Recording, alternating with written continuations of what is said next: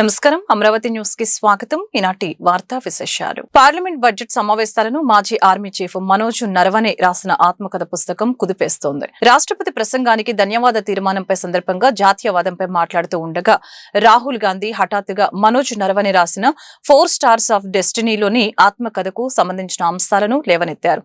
అంతే వెంటనే కేంద్ర మంత్రులు రాజ్నాథ్ సింగ్, అమిత్ షా, లోక్సభ స్పీకర్ ఓం బిర్లా అడ్డుకున్నారు. రాహుల్ గాంధీ మైక్ కట్ చేశారు. ఈ వ్యవహారం తీవ్ర దుమారం రేపింది. అధికార ప్రతిపక్ష సభ్యుల మధ్య మాటల యుద్ధం సాగింది. అయితే ఈ పుస్తకం ప్రచురణకు కేంద్రం నుంచి అనుమతి లభించలేదు. కానీ రాహుల్ గాంధీ చేతిలో కనిపించింది. పార్లమెంట్ ఆవరణలో రాహుల్ గాంధీ పుస్తకాన్ని చూపిస్తూ కావాలంటే ప్రధాని మోడీకి పంపిస్తానని చెప్పారు. అయితే ఆ పుస్తకం రాహుల్ గాంధీ చేతిలోకి ఎలా వచ్చిందన్న అంశంపై కేంద్రం ఆరా తీస్తోంది. ఢిల్లీ పోలీసులు కూడా దీనిపై దర్యాప్తు చేస్తున్నారు. Can you read, sir, please? Manoj Narawane ji, it's a tweet that says, "Hello friends, my book is available now. Just follow the link. Happy reading. Jai Hind." This is a tweet that Mr. Narawane has made. You can look into the tweet. So the point I'm making is, either Mr. Narawane is lying, and I believe the army chief. Okay, I don't think he will lie. Or Penguin is lying. Somebody needs to, both cannot be telling the truth. Penguin is saying something, they're saying the book is not being published. Right? The book is available on Amazon. General Narawane has tweeted, as I just read to you, that please buy my book. And I think he tweeted that in, 2023. So Narawane ji, who's the army chief, who I believe, over Penguin. Do you believe Penguin over Narawane ji? He has made certain statements in the book that is inconvenient for the government of India. It's inconvenient for the Prime Minister of India. And obviously, you have to decide whether Penguin is telling the truth or Army Chief is telling the truth. That's the రాష్ట్రంలో కూటమి ప్రభుత్వం మరియు పాలనపై జమ్ముల మడుగు BJP MLA C ఆది నారాయణ రెడ్డి చేసిన వ్యాఖ్యలతో భారతీయ జనతా పార్టీకి ఎటువంటి సంబంధం లేదని పార్టీ స్పష్టం చేసింది. ఈ మేరకు బీజేపీ రాష్ట్ర నాయకులు మాధవ్ కీలక ప్రకటన చేశారు. ఇటీవల తిరుపతిలో జరిగిన కమల వికాసం కార్యక్రమంలో ఆది నారాయణ రెడ్డి మాట్లాడుతూ రాష్ట్రంలో పాలన ఇంకా కమ్మగానే ఉంది. 1983లో ఎన్టీఆర్ కాలంలో పాలన ఎలా ఉందో ఇప్పుడు కూడా అలాగనే ఉంది. పదవుల కేటాయింపుల్లో అన్ని సామాజిక వర్గాలకు ప్రాధాన్యత ఇవ్వాలి అంటూ సంచలన వ్యాఖ్యలు చేశారు. కూటమిలోని బీజేపీ పాత్రను హైలైట్ చేస్తూ ఆయన చేసిన వ్యాఖ్యలు మిత్రపక్షాలైన టీడీపీ, జనసేనలో చర్చకు దారితీశాయి. గజ్జల మల్లారెడ్డి గారు ఇప్పుడు 83 అధికార పార్టీ ఎన్టీ రామారావు గారు ఉన్నప్పుడు ఎట్లుంది అంటే ఆయన చెప్పినాడు బాగా కమ్మగా ఉందని. ఇప్పుడు కూడా ఇంకా కమ్మగానే ఉంది. అట్లే అది పోవాలా, కమ్మటి పరిస్థితి పోవాలా. అందరం ఒకే కులంలో అందరూ పనిచేసే వాళ్ళందరికీ ఎవరు గట్టిగా పనిచేస్తారో వాళ్ళకి అవకాశం ఇవ్వాలి. అంటే మీకు అర్థం ఏంటది అది కమ్మగా ఉండడం అంటే? ఆ కమ్మతో పాటు అందరం ఉండాము ఇక్కడ కులాలు మతాలు కాదు. నారాయణ రెడ్డి గారు ఏ విషయాలైతే మాట్లాడారో ఆ విషయాల్లో ఏ మాటను కూడా మేము ఏకీభవించడం లేదు. మా పార్టీ వేదిక మీద మాట్లాడి వెళ్ళిపోవడం జరిగింది. ఆ విధంగా ఏవైతే అనేక రకాల విషయాలు మాట్లాడారో, కుల ప్రస్తావన కానీ మిగతా అంశాలు కానీ, వాటిని ఏ మాటను కూడా పార్టీ ఏకీభవించడం లేదు. ఆయన వ్యక్తిగత హోదాలో ఆయన మాట్లాడటం జరిగింది. తప్పనిసరిగా పార్టీ కూడా వాటి వివరాలు అడిగి తగిన విధంగా ముందుకెళ్తాం. సో ఆ విధంగా మా పార్టీ. ఆంధ్రప్రదేశ్ శాసనసభ బడ్జెట్ సమావేశాలు రేపటి నుంచి ప్రారంభం కానున్న నేపథ్యంలో మాజీ ముఖ్యమంత్రి వైసీపీ అధినేత వైఎస్ జగన్మోహన్ రెడ్డి సభకు హాజరు కావాలని నిర్ణయించుకోవడం రాజకీయ వర్గాల్లో హాట్ టాపిక్ గా మారింది. ప్రతిపక్ష హోదా ఇవ్వకపోవడంపై నిరసనగా గత సమావేశాలకు దూరంగా ఉన్న ఆయన ఈసారి మాత్రం వ్యూహాత్మకంగా సభలోకి అడుగుపెట్టబోతున్నారు. రేపు ఉదయం 10 గంటలకు అసెంబ్లీ సమావేశాలు ప్రారంభం కానున్నాయి. ఉదయం 10:30 ఉభయ సభలను ఉద్దేశించి గవర్నర్ ప్రసంగించనున్నారు. ఈ సందర్భంగా జగన్ తో సహా వైసీపీ ఎమ్మెల్యేలందరూ కూడా సభలో ఉండబోతున్నారు. రేపు అసెంబ్లీ ముగిసిన అనంతరం మధ్యాహ్నం వైఎస్ జగన్ అధ్యక్షతన వైసీపీ ఎమ్మెల్యేలు సమావేశం కానున్నారు. ఈ భేటీలో సభలో అనుసరించవలసిన తదుపరి వ్యూహంపై చర్చించనున్నారు. కేవలం మొదటి రోజు మాత్రమే హాజరై మిగిలిన రోజుల్లో ప్రజాక్షేత్రంలో పోరాడాలా లేక సభలోనే ఉండి నిలదీయాలా అనే అంశంపై స్పష్టత రానుంది. ప్రపంచ ఆర్థిక వేదిక 2026 సదస్సులో పాల్గొని తిరిగి వచ్చిన ముఖ్యమంత్రి నారా చంద్రబాబు నాయుడు తన పర్యటన సారాంశాన్ని వెల్లడించారు. ఈసారి దావోస్ వేదికపై కృత్రిమం మీద ఏఐ ఒక విప్లవంలా మారిందని, ఏపీకి సంబంధించి జరిగిన మెజారిటీ చర్చలు ఈ సాంకేతికత చుట్టూనే తిరిగాయని ఆయన పేర్కొన్నారు. Google cloud CEO Thomas Kurian IBM chairman Arvind Krishna వంటి ప్రపంచ స్థాయి టెక్ నేతలతో చంద్రబాబు ప్రత్యేకంగా సమావేశమయ్యారు. ఈ చర్చలో ఏఐ డేటా సెంటర్లు, క్వాంటమ్ కంప్యూటింగ్ ఏర్పాట్లపై ప్రధానంగా దృష్టి సారించారు. విశాఖపట్నంలో ఏర్పాటు చేయనున్న గూగుల్ ఏఐ డేటా సెంటర్ పనుల్ని వేగవంతం చేయాలని గూగుల్ ప్రతినిధుల్ని కోరారు. ఇది పూర్తయితే ఏపీ ఆసియాలోని కీలకమైన ఏఐ హబ్ గా మారుతుందని ధీమా వ్యక్తం చేశారు. ఎవరైతే భూమిని ఒక ఆదర్శంగా ఇచ్చిన రైతుల్ని హింస పెట్టారు, ఎగతాళి చేశారు, ఈరోజు దానికి కూడా లైన్లో పెట్టా. పనులు ముమ్మరంగా అవుతున్నాయి. ఇప్పటికే మీకు క్లారిటీ వచ్చింది. ఇంకా 3 సంవత్సరాల్లో అమరావతి ఒక షేప్కు తీసుకొస్తాం. Most liveable city. ఇటీవల కాలంలో ఇలాంటి సిటీ ఎక్కడా వచ్చే అవకాశం లేదు. మొన్న కూడా నీతి ఆయోగ్ మాట్లాడుతూ, గవర్నమెంట్ ఆఫ్ ఇండియా బడ్జెట్లో కూడా మాట్లాడుతూ అమరావతి లాంటి సిటీస్ అవసరం అని చెప్పి కూడా మాట్లాడే పరిస్థితికి వచ్చారు. కాబట్టి ఇది one of the best city కింద వస్తుంది. ఫస్ట్ టైం మొన్నే 54 కోట్ల రూపాయలు క్యాష్ ప్రాఫిట్ కూడా వచ్చింది. ఇది విశాఖపట్నం స్టీల్ ప్లాంట్లో. అంటే కంటిన్యూగా మనం పనిచేస్తే ఎలాంటి రిజల్ట్స్ వస్తాయో ఇదొక ఎగ్జాంపుల్. రేపు రాబోయే రోజుల్లో నష్టాల నుంచి లాభాలు, సస్టైనబిలిటీ కాదు ప్రాఫిటబిలిటీ వరకు తీసుకుపోయే పరిస్థితి వస్తుంది. ఆ రోజు కూడా సోమవారాన్ని పోలవరంగా చేసి దానికోసం ప్రయత్నం చేశాం. నా 5 ఏళ్లలో మీరు చూస్తే డయాఫామ్ వాల్ పూర్తిగా పోయింది. ఒక్కొక్కసారి ఎన్ని ఇబ్బందులు వస్తాయనేది ఇది ఒక క్లాసికల్ ఎగ్జాంపుల్. 440 కోట్ల రూపాయలతో డయాఫామ్ వాల్ పూర్తి చేస్తే దాన్ని కాపాడలేక మొత్తం డ్యామేజ్ అయితే మళ్ళీ కొత్త డయాఫామ్ వాల్ 1000 కోట్ల రూపాయలు పెట్టి మళ్ళా చేస్తున్నాం. ఈ నెల నెక్స్ట్ మంత్ అది పూర్తి అవుతుంది. 2027 పుష్కరాల కంటే ముందు పోలవరాన్ని పూర్తి చేసి జాతికి అంకితం చేసే బాధ్యత మనం తీసుకుంటున్నాం. దావోస్లో ఈసారి ప్రధానంగా చర్చించిన విషయం technology, AI. Through AI $1 trillion of economy ఏ విధంగా రాబోతుందో ప్రిడిక్షన్, డిస్కషన్ దాన్నే సెంట్రిక్ గా జరిగింది. ఏఐ అప్లికేషన్ కూడా వాడే పరిస్థితికి మనం వచ్చాం. ఇప్పుడు నెక్స్ట్ లెవెల్ క్వాంటమ్ కంప్యూటర్ కూడా 6-7 దేశాల్లో మనది ఒక దేశం. మన దేశంలో అమరావతి సెంట్రిక్ గా ఈ రోజు క్వాంటమ్ కంప్యూటర్ కూడా పరిస్థితి వచ్చాం. అంటే టెక్నాలజీలో ఎక్కడా వెనుకబడి లేము. 2 సంవత్సరాల్లో క్వాంటమ్ కంప్యూటర్స్ ఇక్కడి నుంచే మ్యానుఫ్యాక్చర్ చేసే పరిస్థితికి వస్తున్నారు. చేసిన పనులకు మిమ్మల్ని అందరిని అభినందిస్తున్నా. ఒకరు పనిచేసేది కాదు, it is a team work. మొత్తం మంత్రుల దగ్గర నుంచి లాస్ట్ మైల్లో పనిచేసే ప్రతి ఒక్కరిని మనస్ఫూర్తిగా అభినందిస్తూ ఈ టీమ్ స్పిరిట్ ఇంకా ఎఫెక్టివ్గా వెళ్ళాలి. ఎక్కడికక్కడ అవసరమైతే కెపాసిటీ బిల్డింగ్ చేసుకోవాల్సిన అవసరం ఉంది. టెక్నాలజీని ఇంటిగ్రేట్ చేసుకోవాలి. నేను అందుకే చాలా సందర్భాల్లో చెప్పాను, మీరు రాత్రింబగళ్ళలో పనిచేయడం కాదు, పని చేసినంత సమయం మనసు పెట్టి చేయండి, ఆటోమేటిక్ రిజల్ట్స్ వస్తాయని. మార్చి 15 కంతా కూడా అసెంబ్లీ పూర్తి చేసి మళ్ళీ ఒకసారి మినిస్టర్స్ కానీ, ఇప్పుడు నేను రేపు ఢిల్లీకి పోతున్నానంటే 5-6 మంది మంత్రులు కలిసి రిక్వెస్ట్గానే పోతున్నాను. మీరు వచ్చిన డబ్బులు ఖర్చు పెట్టడం ఒక యాంగిల్ అయితే, రెండోది మీరు పోయేసి నెట్వర్క్ చేయడం రెండో యాంగిల్. గుంటూరు జిల్లా ఆచార్య నాగార్జున విశ్వవిద్యాలయం ప్రాంగణంలో ఫిబ్రవరి 17వ తేదీ నుంచి 27వ తేదీ వరకు జరగనున్న Indian army Agniveer recruitment rally జరగనుంది. నాగార్జున విశ్వవిద్యాలయంలో ఉన్న 400 మీటర్ల సింథటిక్ ట్రాక్ సిద్ధం చేశారు.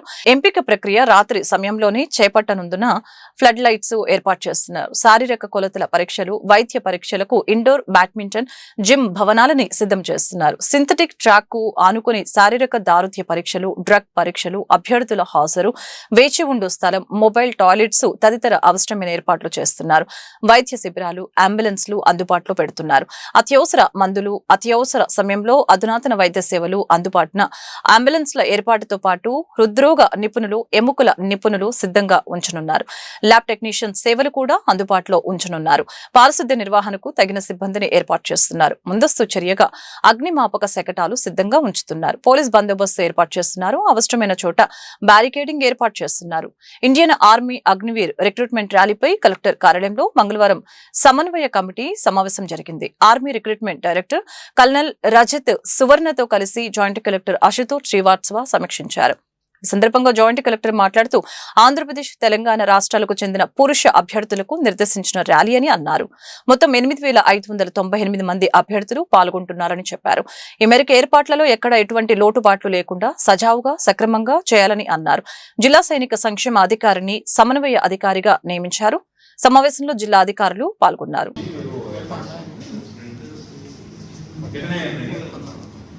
Seven printers laser jets, duplex printers, and two printers. HP laser jets 7 printers. अभी 1020 వచ్చినా 1020 days. Rental ఇస్తారా? ठीक है तो internet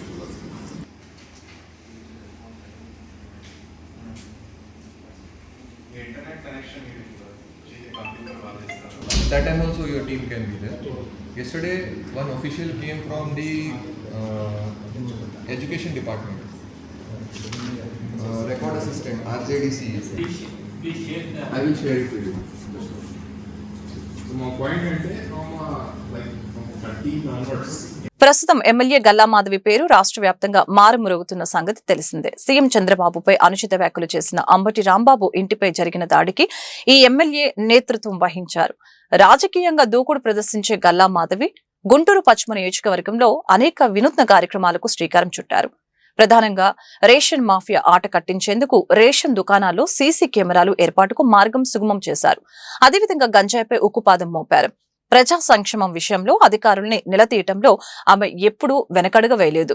నిరంతరం ప్రజాక్షేత్రంలో ఉంటూ వారి సమస్యల్ని తెలుసుకుంటూ నియోజకవర్గ ప్రగతికి బాటలు వేస్తున్నారు. అయితే ఆశ్చర్యంగా రాష్ట్ర ప్రభుత్వం ప్రకటించిన గ్రేడ్లలో గల్లా మాధవి వెనకపడ్డారు. రాష్ట్ర ప్రభుత్వం పనితీరు ఆధారంగా నియోజకవర్గాలకు గ్రేడింగ్ ఇచ్చారు. ఈ గ్రేడింగ్ విషయంలో గుంటూరు పశ్చిమ నియోజకవర్గం అట్టడుగున నిలవటం చర్చనీయాంశంగా మారింది. ముఖ్యంగా గుంటూరు పశ్చిమ నియోజకవర్గ టీడీపీ శ్రేణులు ఈ విషయాన్ని జీర్ణించుకోలేకపోతున్నారు. గుంటూరు నగరంలోని బిర్యానీ హోటల్స్ పై ఫుడ్ సేఫ్టీ అధికారులు ఆకస్మిక తనిఖీలు నిర్వహించడం జరిగింది. నగర వ్యాప్తంగా 10 టీంలు ఆకస్మిక తనిఖీలు చేశారు. రోజుల తరబడి ఫ్రిడ్జ్ లో ఉంచిన మాంసాహారం ని స్వాధీనం చేసుకున్నారు. గుంటూరు లక్ష్మీపురంలోని బిస్మిల్లా హోటల్లో 50 కేజీల చికెన్, మటన్, ఫిష్ మాంసాహారం స్వాధీనం చేసుకున్నారు. టెస్టులు నిర్వహించి కేసులు నమోదు చేసి తదుపరి చర్యలు తీసుకుంటామని ఫుడ్ సేఫ్టీ అధికారులు తెలిపారు.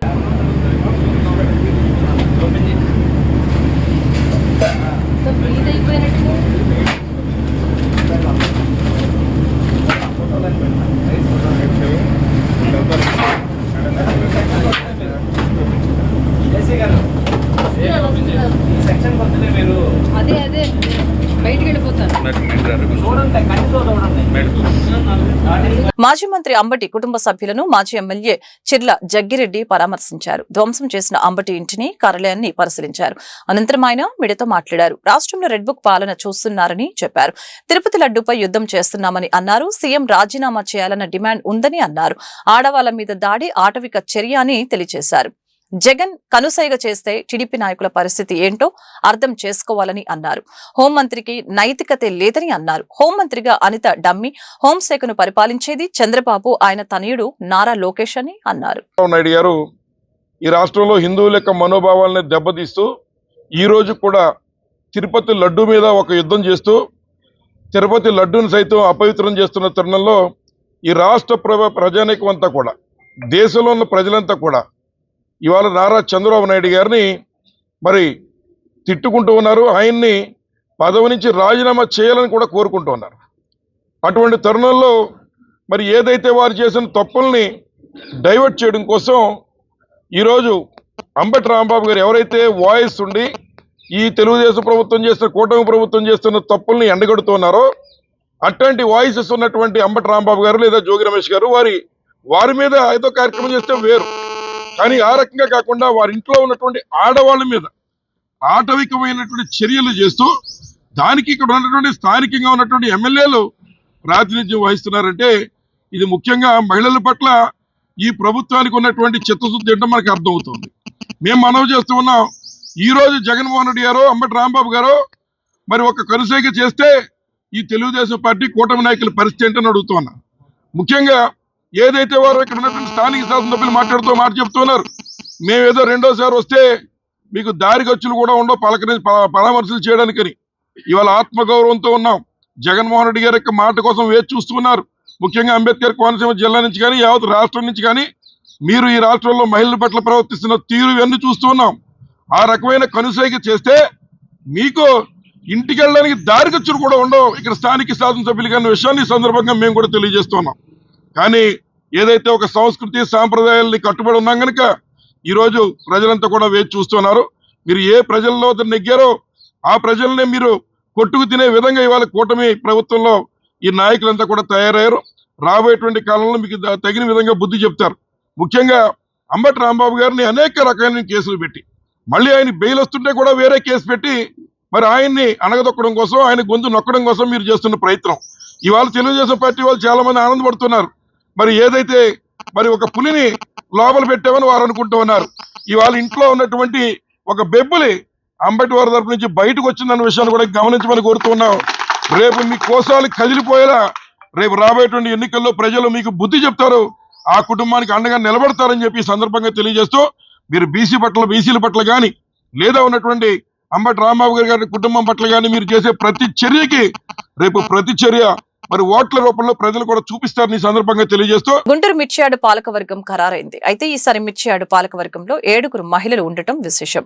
గుంటూరు వ్యవసాయ మార్కెట్ యార్డు గౌరవ చైర్పర్సన్ గా పశ్చిమ ఎమ్మెల్యే గల్లా మాధవి, చైర్మన్ గా కుర్ర అప్పారావు, వైస్ చైర్పర్సన్ గా బిట్రకుంట మల్లిక, డైరెక్టర్లుగా కొనకల్ల వెంకట సత్యనారాయణ, ముడావత్ మంగాబాయ్, మహమ్మద్ హఫీజ్, మేలం సైదయ్య, షేక్ హాదర్బీ, బత్తుల జాన్ సైద, దర్శనపు విజయమ్మ, ఇమ్మడి వెంకటలక్ష్మి, డక్కుమళ్ల భాగ్యరావు, కొత్తూరు శ్రావణ కుమారి, కటకంశెట్టి విజయలక్ష్మి, చంద్రగిరి బాబు, నక్కల వంశీకృష్ణ. సభ్యులుగా డీసీఎంఎస్ చైర్మన్ వడ్రానం హరిబాబు, పశు సంవర్ధక శాఖ ఏడీ, గుంటూరు నగర మేయర్ కోవెలమూడి రవీంద్ర, మార్కెటింగ్ శాఖ ఏడీ వ్యవహరించనున్నారు. నూతన పాలకవర్గం ఈ నెల 20వ తేదీన స్తంభాల గరువులోని చేబ్రోలు చలమయ్య కంపెనీ మైదానంలో ప్రమాణ స్వీకారం చేస్తోంది. ఇందుకు సంబంధించిన ఏర్పాట్లు కొనసాగుతున్నాయి. మాజీ మంత్రి అంబటి రాంబాబు కుటుంబ సభ్యులను మాజీ మంత్రి వర్యులు పెద్దిరెడ్డి రామచంద్రారెడ్డి, మాజీ మంత్రి వెల్లంపల్లి శ్రీనివాస్, ఎమ్మెల్సీ మొండితోక అరుణ్ కుమార్, మాజీ ఎమ్మెల్యే మల్లాది విష్ణు పరామర్శించారు. ఆయన ఇంటిని, కార్యాలయాన్ని పరిశీలించారు. అన్ని వేళలా వైఎస్ఆర్ కాంగ్రెస్ పార్టీ మీకు అండగా ఉంటుందని కుటుంబ సభ్యులకు ధైర్యాన్ని నింపారు. అనంతరం వారు మీడియాతో మాట్లాడారు. అంబటి రాంబాబు కూటమి ప్రభుత్వం నాయకుల తప్పులను ఎత్తి చూపుతున్నాడని, వెనకడుగు వేయకుండా వినిపిస్తున్నారని, ఆయనను కట్టడి చేయాలనే ఆలోచనతో ఆయనపై దుర్భాషలాడటం, ఆయన ఇంటిపైన దాడులు చేయటం దారుణమని తెలిపారు. ఆంధ్రప్రదేశ్ లో ఉన్నామో లేక జంగిల్ రాష్ట్రంలో ఉన్నామో ప్రజలకు అర్థం కావటం లేదని తెలియజేశారు. మీకు మీ పార్టీ చివరి ర్యాంక్ ఇచ్చారని ఎద్దేవా చేశారు. ఇల్లు తగలపెట్టారు, కార్యాలయం ధ్వంసం చేశారని, ఇవన్నీ ప్రజలు చూస్తున్నారని తెలిపారు. రానున్న రోజుల్లో మీరు ఇబ్బంది పడతారని హెచ్చరించారు. వడ్డీతో సహా మీకు రిటర్న్ గిఫ్ట్ ఇవ్వటం ఖాయమని తెలిపారు. ఏదైతే ప్రజల గొంతుకుని వైఎస్ఆర్ కాంగ్రెస్ పార్టీ ద్వారా రాష్ట్రాన్ని తెలియజేసే విధంగా అంబటి రాంబాబు గారు వైఎస్ఆర్ కాంగ్రెస్ పార్టీలో చాలా స్ట్రాంగ్గా ఎప్పటికప్పుడు ప్రభుత్వాన్ని ఇరకాటం పడే విధంగా మాట్లాడుతున్నాడని చెప్పని, ఎప్పటికప్పుడు తప్పులు ఎత్తి చూపెడుతున్నాడని చెప్పని, ఏదో విధంగా అంబటి రాంబాబుని కంట్రోల్ చేయాలి, ఏదో విధంగా అదుపులో తీసుకోవాలని చెప్పని ఈ కూటమి ప్రభుత్వం ఏర్పడినప్పటి నుంచి కూడా అనేక రకాలుగా ఆయన ఇబ్బంది పెట్టాలని ప్రయత్నం చేశారు. చాలా ధైర్యంగా ఎప్పుడు ఇబ్బంది పెట్టినా కానీ ప్రజా సమస్య మీద ఏ రోజు కూడా వెనకడుగు వేయకుండా అతన్ని గొంతుకిని రాష్ట్ర ప్రజలందరికీ కూడా వినిపించే విధంగా ఎప్పుడు కూడా చాలా హుషారుగా ప్రజల్ని అందరికీ కూడా తెలియజేసే విధంగా ఆయన సమస్యలు వినిపించేవాడు.